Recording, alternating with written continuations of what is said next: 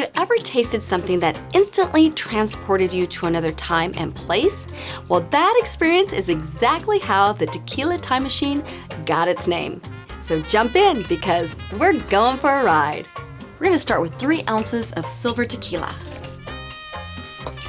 3/4 of an ounce of saffron syrup, and 3/4 of an ounce of prickly pear syrup. Add juice from half a lime, then add an ounce of blood orange juice. Add ice and shake until it's chilled.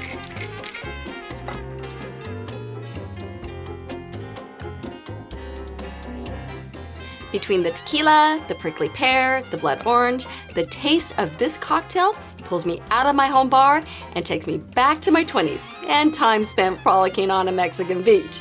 It's that good and Queen Bee approved.